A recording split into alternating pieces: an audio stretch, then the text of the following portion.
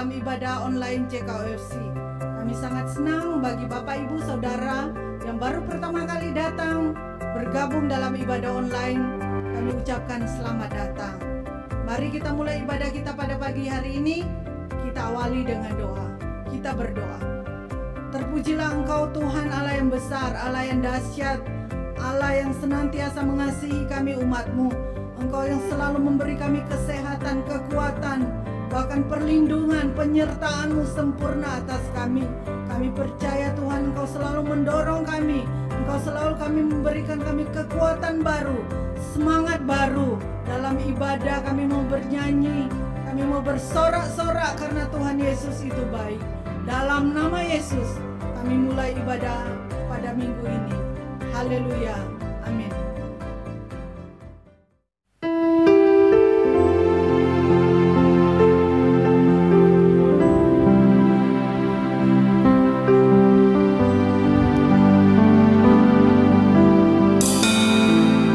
Pagi hari ini kami datang untuk menyembah Tuhan.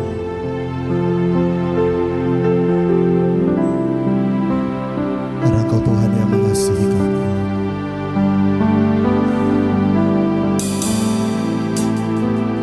You are here, moving in our midst.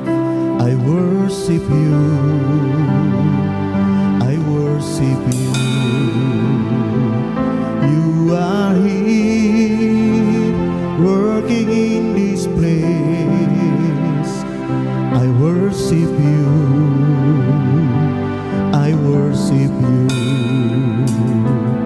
You are here, moving in our midst.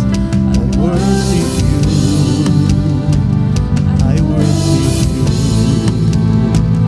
You are here, working in this place. I worship you, I worship you. Oh, you are waymaker, miracle worker, promise keeper, light in the darkness. My God, that is who you are. You are waymaker, miracle worker, promise keeper, light in the darkness. My God, that is who you are. You are here, touching every heart. Amen, amen. I worship you, I worship you. You are here, healing every heart. I worship you, I worship you. Oh, you are here, turning lives around. I worship you, I worship you. You are here, mending every heart. I worship you, I worship you. Oh, you are waymaker, miracle worker, promise keeper, light in the darkness.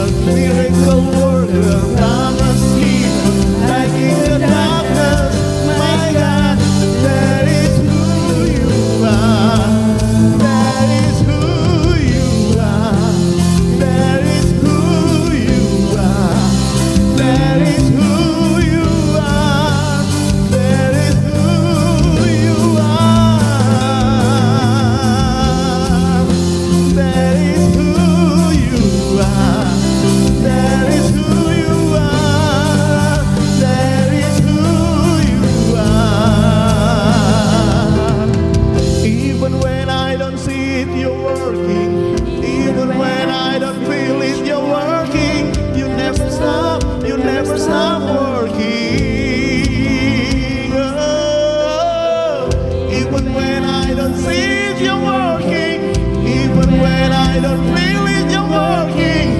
You never stop working.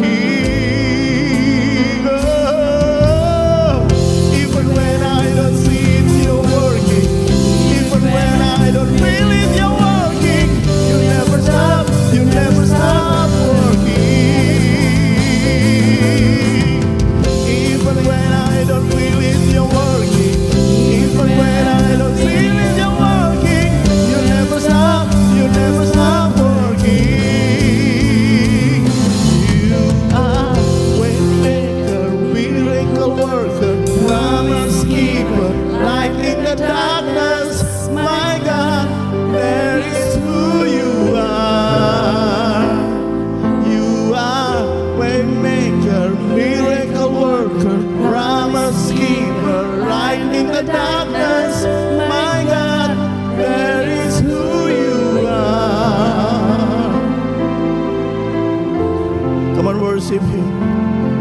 Hallelujah, hallelujah. Oh. Mari yang di rumah sembah Dia. Dia Tuhan yang membuat jalan. Dia Tuhan yang buat mujizat dalam hidup setiap kita. Sembah Tuhan.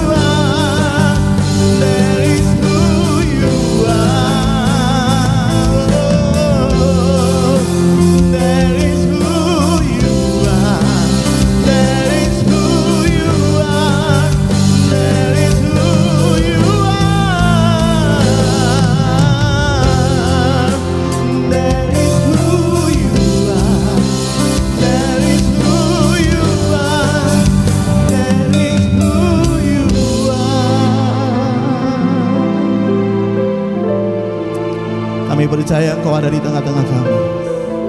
Dan Engkau siap memberkati kami dengan firman.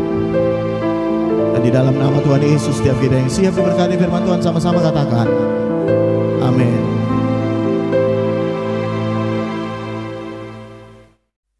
Puji Tuhan, mari hari ini kita belajar firman Tuhan. Buka Alkitab saudara dalam Keluaran pasal 14. Kita baca ayat 9 dan ayat yang ke-10.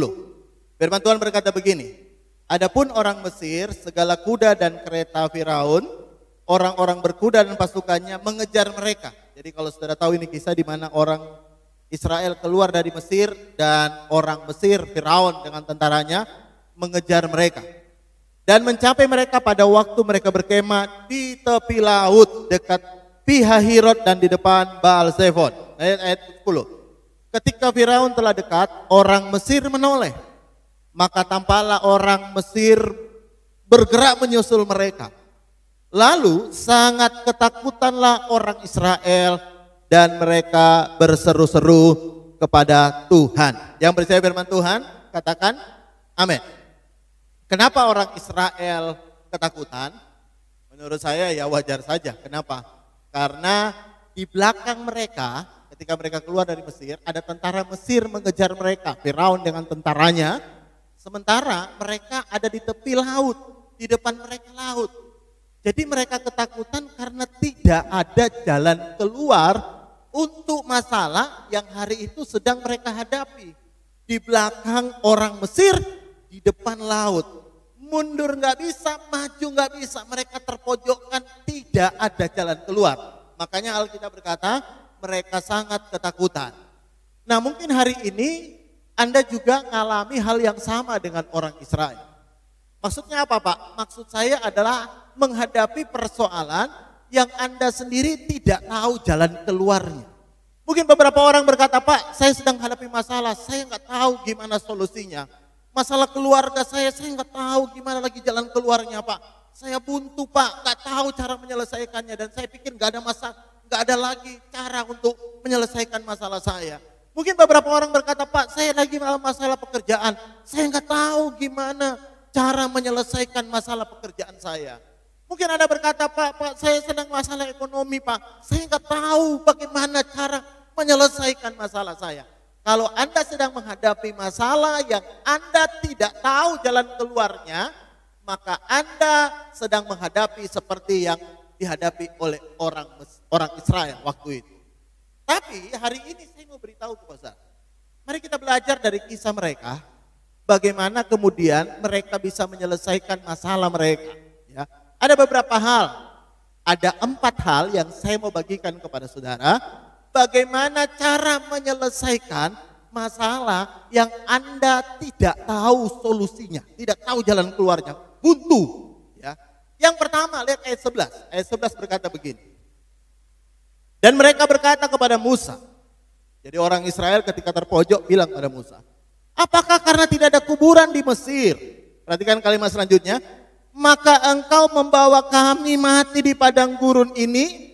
Apakah yang kau perbuat terhadap kami dengan membawa kami keluar dari Mesir?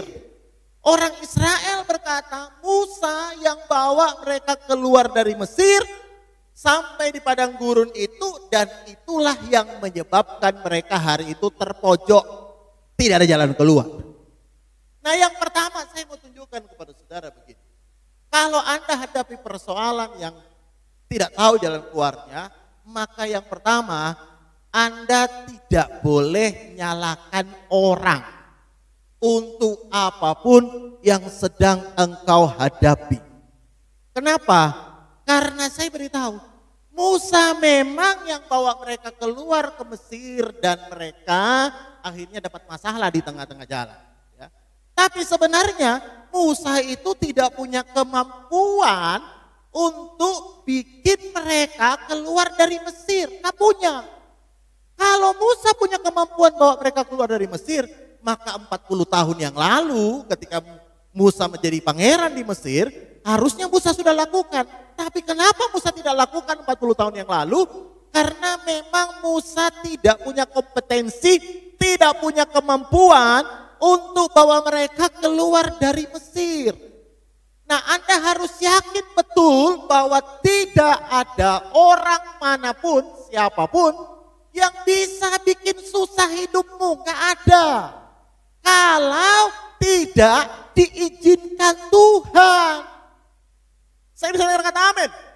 Kalau tidak diizinkan Tuhan. Saudara tahu Ayub, ya, ketika setan mau menggarap hidupnya, setan loh. Dia harus minta izin kepada Tuhan. Kalau Tuhan izinkan baru diizinkan boleh terjadi. Kalau tidak ya gak mungkin. Karena itu bagian yang pertama begini. Jangan salahkan orang untuk apapun yang sedang terjadi dalam hidupmu. Kenapa? Karena sesungguhnya orang tidak punya kemampuan untuk mencelakai hidupmu kecuali diizinkan Tuhan. Pak, kalau gitu kenapa Tuhan izinkan? Nah, nanti saya akan bahas bagian berikutnya. Ya, tapi Anda harus yakin dulu begini. Orang tidak punya kemampuan untuk menyusahkan engkau. Karena itu jangan salahkan orang. Kenapa? Karena semakin engkau salahkan orang untuk semua masalah yang kau hadapi, maka semakin pahit hidupmu. Semakin pahit hidupmu. Saudara ingat tak? Alkitab pernah berkata begini. Burung pipit tidak akan mungkin jatuh ke tanah tanpa seizin Tuhan. Berarti orang itu tidak akan mungkin bisa, burung pipit tidak mungkin jatuh kalau tidak diizinkan Tuhan. Apalagi Anda lebih berharga dari burung pipit. Tidak ada satupun yang terjadi tanpa seizin Tuhan. Karena itu jangan pahit hidup. Anda mungkin menatap saya dan berkata begini, Pak, lah iya Pak, memang benar Pak, mertua saya yang bikin saya susah. Enggak, mertuamu enggak bisa bikin engkau susah kalau tidak diizinkan Tuhan. Jadi karena itu saudara perlu tahu begini ya. Jangan jadi pahit hidupmu dengan menyalahkan orang untuk apa yang sedang terjadi. Karena semakin engkau menyalahkan orang, maka semakin kecewa engkau dan semakin pahit hidupmu. Dan kalau hidupmu semakin kecewa dan semakin pahit, engkau tidak bisa lihat solusi jalan keluar yang dari Tuhan. Karena itu sebenarnya Tuhan kadang-kadang sudah tunjukin kita jalan keluar. Cuma karena kita pahit, kita kecewa, kita marah, makanya seringkali Tuhan kita justru tidak bisa lihat solusi dari Tuhan. Karena itu bagian yang pertama yang cepat saja saya mau katakan kepada saudara, jangan salahkan orang. Untuk masalah yang kau hadapi dan kau tidak tahu jalan keluarnya, yang pertama kau harus lakukan, jangan salahkan orang. Yang kedua ini penting sekali. Saudara tahu, pertanyaannya begini. Kenapa sih Tuhan mengizinkan Musa membawa mereka ada di padang gurun sehingga mereka terpojok hari itu? Ya. Ini jawaban yang Anda tadi tanya kenapa. Lalu kenapa Tuhan izinkan? Nah ini yang kedua saya beritahu. Kenapa sih Tuhan izinkan? Karena begini saudara tahu ya. Sebelumnya kalau saudara baca Alkitab, lihat dulu sama-sama. Lihat sama-sama dulu. Di dalam Keluaran pasal yang ketiga ayat yang ke-7. Ya. Keluaran pasal 3 ayat 7 berkata gini, dan Tuhan berfirman, aku telah memperhatikan dengan sungguh kesengsaraan umatku di tanah Mesir, dan aku telah mendengar seruan mereka. Jadi mereka itu waktu di tanah Mesir, sengsara diperbudak, mereka itu berseru kepada Tuhan yang disebabkan oleh pengarah-pengarah mereka, dan aku mengetahui penderitaan mereka. Sebab itu aku telah turun untuk melepaskan mereka dari tangan orang Mesir dan menuntun mereka keluar dari negeri itu ke suatu negeri yang baik dan luas, suatu negeri yang berlimpah-limpah susu dan madunya, tempat orang Kanaan, orang Het, orang Amori, orang Feris, orang Hewi, dan orang Yebus. Jadi kalau saudara perhatikan baik-baik, kenapa sih mereka ada pada posisi terjepit hari itu? Itu kenapa? Karena Alkitab berkata sebelumnya mereka berdoa supaya Tuhan melepaskan mereka dari perbudakan. Untuk lebih jelasnya lagi, saudara bisa baca dalam Keluaran pasal 2 ayat 23 dan 24 ya. Jadi mereka itu sebelumnya berdoa. Nah, bagian ini yang penting yang saya mau beritahu ke saudara ya. Saya mau tanya pada Anda, apakah Anda sudah berdoa untuk setiap masalah yang kau sedang hadapi? Saya yakin Anda menatap saya dan berkata, Pak, jangankan sudah doa, aku wis bolak-balik doa, Pak. Jadi kalau Bapak bicara soal doa untuk masalah, saya udah berdoa, tapi tetap dari jalan keluar. Nah, bagian yang kedua saya mau beritahu kepada saudara. Pernah nggak Anda pikir bahwa masalah yang hari ini engkau hadapi adalah bagian dari jawaban doa Tuhan untuk apa yang pernah engkau doakan di waktu yang lalu? Orang Israel berdoa untuk perbudakan. Saudara tahu hari itu mereka terjepit karena apa? Bagian dari Tuhan pengen jawab doa mereka, melepaskan mereka dari perbudakan Mesir. Dan menurut saya ini yang paling susah untuk kita percayai. Percaya apa? Bahwa Tuhan sudah jawab doamu dan hari ini apa yang kau sedang hadapi adalah bagian dari proses di mana Tuhan menjawab doamu. Kalau saudara baca, ada satu ayat yang minggu lalu saya sudah baca, tapi hari ini saya mau bacakan lagi. Dia dalam Injil Markus pasal 11 ayat 24. Firman Tuhan berkata gini, karena itu aku berkata kepadamu, apa saja yang kamu minta dan doakan, perhatikan ini, percayalah bahwa kamu telah menerimanya, maka hal itu diberikan kepadamu. Bagian yang tersulit dari doa bukan meminta. Bagian tersulit dari doa bukan percaya Tuhan sanggup jawab. Karena saya tahu dua bagian ini, meminta dan percaya Tuhan jawab, sudah engkau lakukan. Tapi bagian yang tersulit dari doa adalah percaya sudah menerima. Waktu orang Israel terdesak, mestinya mereka tetap percaya bahwa apa yang mereka doakan mereka sudah terima. Dan apa yang mereka lewati hari ini adalah bagian dari proses di mana Tuhan menjawab doa mereka. Ada orang pernah berdoa begini, Pak, saya bosan dengan pekerjaan saya. Pekerjaan kayak ngene-ngene tok, Pak. Gaji gak naik-naik, Pak. Pekerjaan saya kayak gini-gini terus, Pak. Aduh, Pak, saya ini pengen lebih maju, Pak. Dan tanpa Anda sadari, di tengah hari bolong tiba-tiba Anda dapat surat PHK. Lalu Anda berkata, Tuhan, bukan ini yang saya doakan. Saya doakan Tuhan kasih pekerjaan yang baik. Ya, Tuhan mau kasih engkau pekerjaan yang baik mungkin, tapi engkau harus lewati mungkin prosesnya sehingga engkau dapat pekerjaan lebih baik. Ya, karena banyak orang itu tidak puas dengan pekerjaannya, tidak puas dengan gajinya, tapi nggak berani keluar kan dari pekerjaannya. Nah, makanya Tuhan izinkan engkau dipecat, karena sebenarnya engkau tidak berani untuk keluar, untuk meraih apa yang Tuhan pengen berikan dalam hidupmu, makanya Tuhan izinkan engkau dipecat. Dan engkau berkata, Tuhan kenapa aku dipecat? Engkau sendiri berdoa bahwa engkau minta pekerjaan lebih baik. Maka percayalah hari ini bagian dari proses Tuhan mau berikan engkau yang lebih baik. Saya bisa dengar kata amin.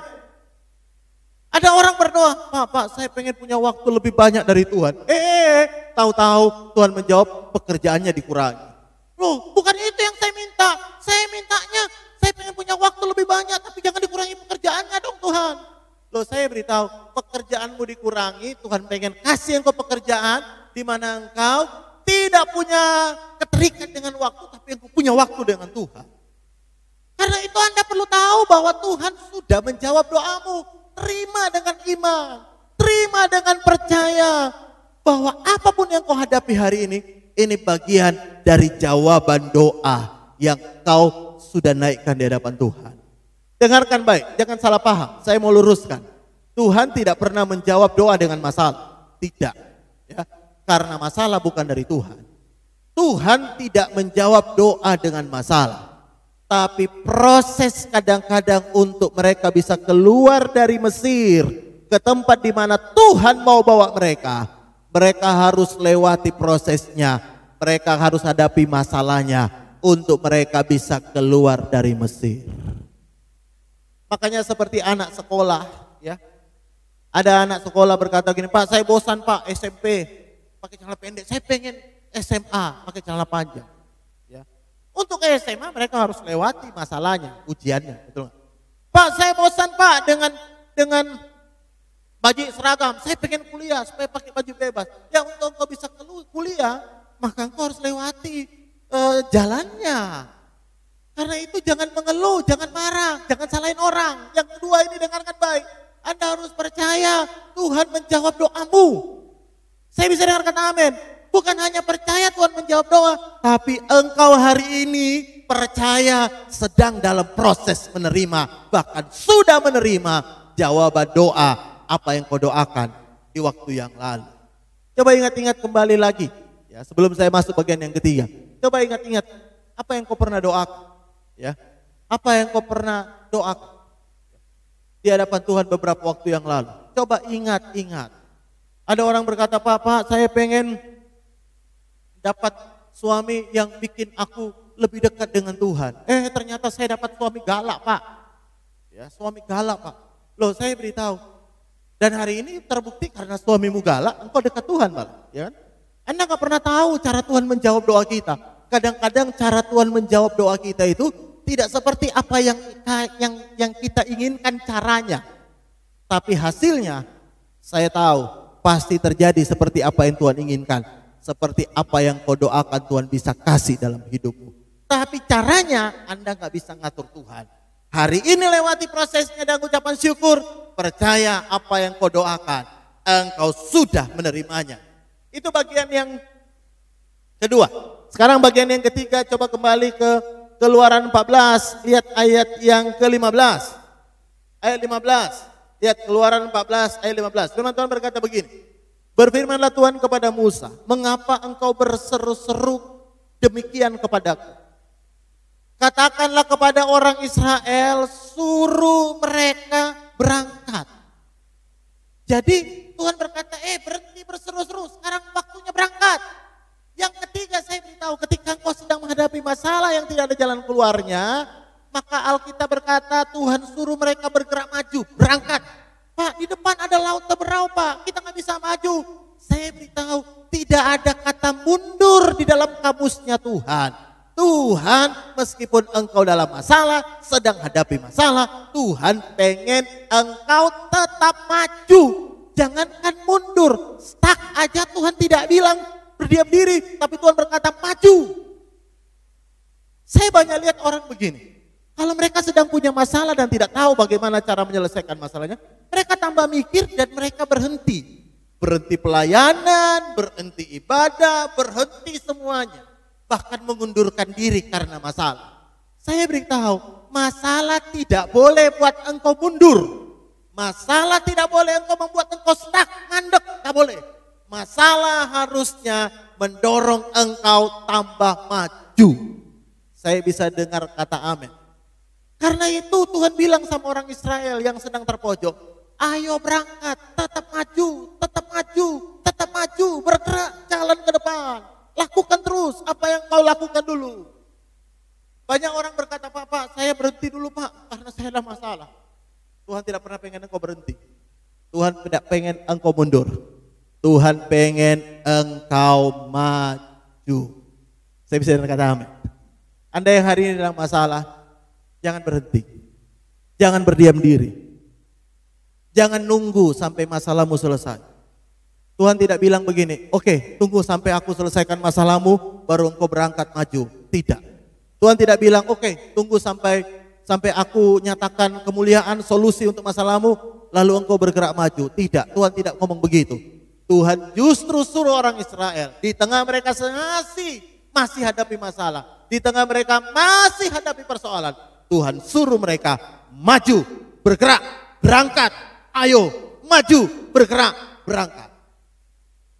Kalau Anda nggak tahu apa yang harus engkau selesaikan, majulah bersama dengan Tuhan. Karena di depan justru engkau lihat masalahmu diselesaikan Tuhan. Saya bisa dengar kata amin. Karena begini, ya, Anda nggak bisa nyelesain masalahmu kecuali Tuhan yang akan selesaikan. Bagianmu Tuhan kata, maju, maju aja. Pak, tapi saya masih dalam masalah, maju. Pak, tapi saya dalam persoalan, tetap maju. Pak, tapi saya masih punya banyak tunggaan, tetap maju. Pak, saya masih punya banyak persoalan, maju. Pak, tapi saya punya masih banyak ini, Pak, maju, maju, maju, maju, maju. Pak, masalah saya belum selesai, tetap maju. Pak, masalah saya belum ditolong Tuhan, maju. Pak, masalah saya belum terjadi mujizat, tetap maju, tetap bergerak maju. Saya bisa dengar kata amin? Itu yang ketiga. Yang keempat, yang terakhir, katakan puji Tuhan yang di rumah.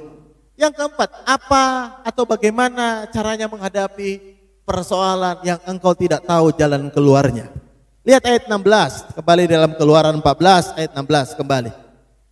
Lihat ini, dan Tuhan berkata begini, ayat 16.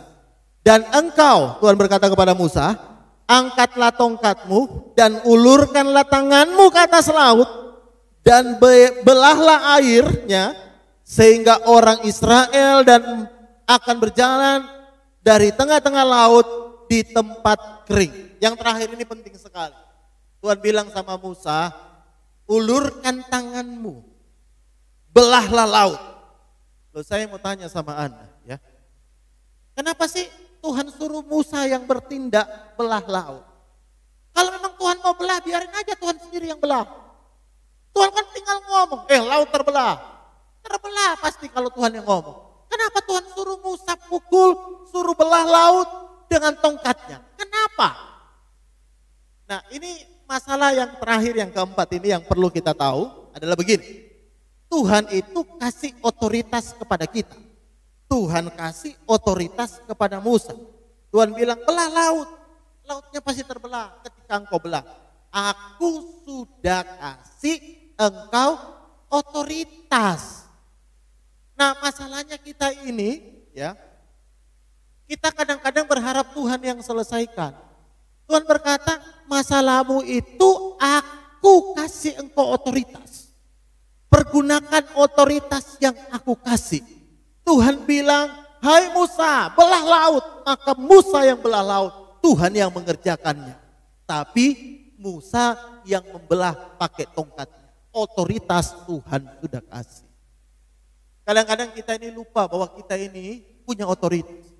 Perkataan kita punya otoritas. Ingat dalam Lukas 17, saya nggak punya cukup waktu untuk bacakan. Murid-murid pernah berkata begini, Tuhan tambahkanlah iman kami. Lalu Tuhan Yesus berkata, kalau engkau punya iman sebesar biji sesawi, ya, Tuhan berkata, engkau dapat berkata kepada gunung. Lebih bagus kita baca aja supaya saudara bisa lebih mengerti apa ayat itu. Lihat Lukas 17 ayat yang kelima. Lihat firman Tuhan berkata begini, Lukas 17 ayat 5. Lalu kata Rasul itu kepada Tuhan, tambahkanlah iman kami. Lalu lihat ini, jawab Tuhan, kalau sekiranya kamu mempunyai iman sebesar biji sesawi saja, kamu dapat berkata kepada pohon ara itu. Jadi Tuhan bilang kalau engkau punya iman, katakan kepada pohon ara, terbentunlah dan tertanam dalam laut dan ia akan taat kepadamu. Tuhan bilang, kamu yang harus ngomong kepada pohon ara. Aku udah kasih engkau otoritas. Kalau engkau percaya, aku udah kasih engkau otoritas. Dan otoritas itu gunakan. Ingat, iman itu bukan hanya di hati. Iman itu ada di mulut. Jadi kalau engkau percaya, maka engkau juga harus berkata-kata. Paulus pernah berkata gini, aku percaya, makanya aku berkata-kata. Otoritas itu ada di mulutmu. Ingat ketika Tuhan menjadikan langit dan bumi, Tuhan berkata, jadilah langit, jadilah terang, dan jadi. Kenapa? Ada otoritas yang Tuhan berikan. Engkau bukan orang sembarangan. Engkau punya otoritas yang Tuhan sudah berikan. Makanya juga coba baca lagi ayat terakhir saya mau bacakan. Lihat Tuhan pernah ngomong begini kepada murid-muridnya. Lihat Lukas pasal 10 ayat 19. Tadi ini ayat terakhir. Lukas 10 ayat 19 berkata, sesungguhnya aku telah memberikan kuasa kepada kamu untuk menginjak ular dan kalajengking dan kuasa untuk menahan kutukan kekuatan musuh. Sehingga tidak ada yang akan membahayakan kamu. Saya ulangi kalimat ini. Sesungguhnya aku telah memberikan kuasa kepada kamu untuk menginjak ular dan kalajengking. Dan kuasa untuk menahan kekuatan musuh. Sehingga tidak ada yang akan membahayakan kamu. Tuhan kasih otoritas. Tuhan bilang sama Musa, pakai tongkatmu, belah laut. Tuhan hari ini berkata kepada engkau, pakai mulutmu, dengan otoritas. Apa yang kau tahu dari firman Tuhan, pakai. Tuhan berkata, aku sudah berikan engkau kuasa untuk menginjak ular dan kalajengking. Ya, saya mau beritahu, kadang-kadang kita kalah itu karena apa? Kita nggak pakai otoritas. Ya, setan bisa seenaknya karena kita nggak pakai otoritas. Ya. Suatu hari ada di beberapa waktu yang lalu ya, ada seorang teman minta saya begini, Pak, tolong doain, rumah saya ada setannya. Kenapa saudara tahu? Kursinya bisa pindah sendiri, peralatan-peralatan bisa pindah sendiri. Dan dia berkata, saya nggak betah, saya pengen pindah dari rumah itu, karena rumah saya itu ada setannya. Lalu saya tanya sama dia, yang bayar kontrakan itu siapa? Anda atau setan? Ya saya lah Pak, masa setan yang bayar? Lah iya, Anda yang bayar berarti Anda yang punya otoritas di rumah itu. Yang nggak bayar suruh pergi. Lalu saya datang doakan, yang nggak bayar suruh pergi. Betul nggak? Setannya pergi. Dan rumahnya saya beritahu sama teman itu, kamu jangan mau diusir setan. Setan gak bayar kontrakan itu, yang bayar kamu. Karena itu saya beritahu, usir setannya, pakai otoritasmu, karena saya bayar kamu. Enggak, saya dengar kata amin. Saya dengar kata amin? Kalau ada setan di rumahmu, yang beli rumahmu siapa? Setan. Kalau yang beli rumahmu kamu, pakai otoritas, setannya yang pergi, bukan kamu yang pergi. Ada rumah dijual murah Pak, saya jual rumah saya Pak, karena rumahnya saya ada setannya. Saya beritahu, dulu engkau beli mahal, kenapa engkau jual murah karena ada setannya? Setannya disuruh pergi, pakai otoritasmu. Dalam dirimu ada kuasa darah Yesus. Kuasa darah Yesus, bahkan Tuhan bilang engkau punya kekuatan untuk menahan kekuatan musuh. Dan tidak akan ada yang membahayakan engkau. Saya bisa dengar kata amin. Gak ada. Kalau Tuhan bilang gak ada, artinya apa saudara? Artinya gak ada. Karena itu bagian yang terakhir. Ini penting sekali. Gunakan otoritas, ya. Gunakan otoritas untuk rumah tanggamu. Engkau berkata, Tuhan dalam nama Tuhan Yesus, aku percaya apa yang dipersatukan Tuhan tidak bisa dipisahkan manusia. Aku berdoa dalam nama Tuhan Yesus. Semua setan, semua apapun yang bukan dari Tuhan yang mencoba menghancurkan rumah tanggaku, dalam nama Yesus engkau pergi. Saya bisa dengar kata amin. Di dalam nama Tuhan Yesus, pekerjaan ini adalah pemberian Tuhan. Dan aku percaya kalau Tuhan memberikan pekerjaan ini, tidak ada kuasa jahat yang bisa menghancurkan pekerjaanku. Karena itu dalam nama Tuhan Yesus, aku ambil otoritas. Semua roh-roh jahat yang berusaha menghancurkan, yang pengen bikin bisnisku hancur, yang pengen lihat rumah tanggaku hancur, aku tolak dalam nama Yesus. Ingat, setan tidak pernah pengen engkau diberkati, Tuhan pengen engkau diberkati. Ingat, setan tidak pernah pengen engkau bahagia, Tuhan pengen engkau bahagia. Tapi Tuhan berkata kepada Musa, pakai otoritasmu. Aku udah berikan engkau tongkat, sekarang pakai otoritasmu untuk belah laut. Pakai otoritasmu hari ini untuk menyelesaikan masalah. Engkau berkata kepada masalahmu, hari ini dalam nama Tuhan Yesus, aku percaya Tuhan sudah jawab doaku, aku percaya, aku terima jawaban doa. Itu percaya. Karena itu saya tidak menganjurkan Anda doa ngemis-ngemis sama Tuhan. Tuhan kasih sama aku. Tuhan apa enggak pesano sampai aku Tuhan. Tuhan apa enggak kasihan sama aku lagi dalam masalah Tuhan. Saya enggak usulkan, saya enggak sarankan Anda doa kayak gitu. Itu doa tanpa otoritas. Doa otoritas berdoa gini, Tuhan aku anak. Dan aku percaya apa yang aku ikat di bumi terikat di surga. Apa yang aku lepas di bumi terlepas di surga. Dalam nama Yesus aku lepaskan semua berkat-berkat yang Tuhan sudah berikan dalam hidupku. Tidak ada kuasa jahat, kuasa setan yang bisa mencuri, merampas. Dalam nama Tuhan Yesus, itu milikku, Tuhan sudah berikan. Di dalam nama Tuhan Yesus, iku bojoku Tuhan sudah berikan. Tidak ada satu wanita-wanita jalang, wanita-wanita pelakor yang bisa mencuri suamiku. Dalam nama Yesus, itu otoritas.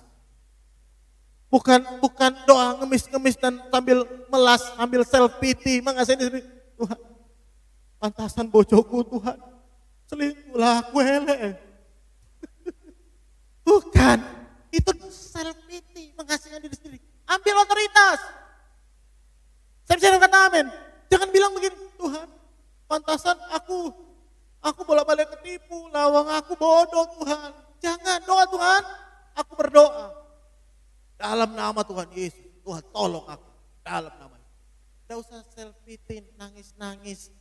Enggak. Kita berdoa bukan dari kekalahan. Kita berdoa dari kemenangan yang Tuhan sudah jamin untuk hidupmu. Sekali lagi saya katakan ini.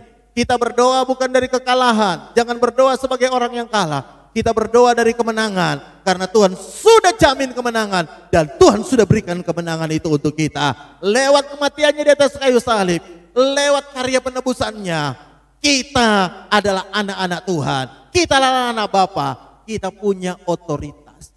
Jangan jadi seperti anak sulung, cuma taunya marah-marah sama bapaknya. Apa bapak kasih itu anak lembu aku, anak kambing aja enggak. Tuhan berkata, ambilin sendiri loh. Punyamu, punyaku, punyaku, punyamu, ambilin. Pakai otoritasmu, kau anak. Jangan self-pity, jangan marah-marah. Hari ini banyak orang marah-marah sama Tuhan. Tuhan, kau tolong saya. Tuhan berkata, ambilin sendiri anak kambing itu. Aku sudah kasih engkau otoritas. Saya bisa berkata amin. Saya berdoa, di tahun ini apapun yang sedang kita hadapi, kita akan selesaikan bersama dengan Tuhan. Kita masuk di tahun yang baru, dengan pengharapan baru. Apapun yang sedang kau hadapi, Tuhan sanggup menyelesaikannya bagi kita semua. Saya bisa berkata amin. Nah, sebelum kita berdoa, saya mau ingatkan kembali tanggal 25 ada ibadah Natal lewat online. Dan ibadah tutup tahun kita juga ada. Jadi karena itu saudara bisa ikut tetap dalam ibadah-ibadah online Gereja JKI OFC. Tuhan Yesus memberkati. Mari kita berdoa sama-sama. Dudukkan kepalamu dan hari ini ambil waktu beberapa menit ini. Berdoa, gunakan otoritas. Jangan berdoa nangis-nangis seperti orang kalah. Engkau tidak berdoa dalam kekalahan. Engkau berdoa dalam kemenangan yang Tuhan sudah janjikan dan Tuhan sudah berikan. Ya, dalam nama Tuhan Yesus kami percaya Tuhan. Apa yang Tuhan sudah berikan dalam hidup kami, otoritas kami gunakan. Ini waktunya kami bertindak dengan iman kami. Seperti halnya Musa disuruh Tuhan untuk membelah laut untuk menyelesaikan masalahnya. Hari ini juga kami mau berdoa dalam nama Tuhan Yesus. Apapun yang sedang kami hadapi, kami percaya Tuhan selesaikan bagi kami. Terima kasih Tuhan. Berkati seluruh jemaat Tuhan yang mendengarkan khotbah ini. Dimanapun mereka berada, kami percaya Tuhan memberkati kami semua. Dan mari angkat tanganmu, sama-sama kita siap terima berkat Tuhan dalam nama Tuhan Yesus. Kami percaya terjadi.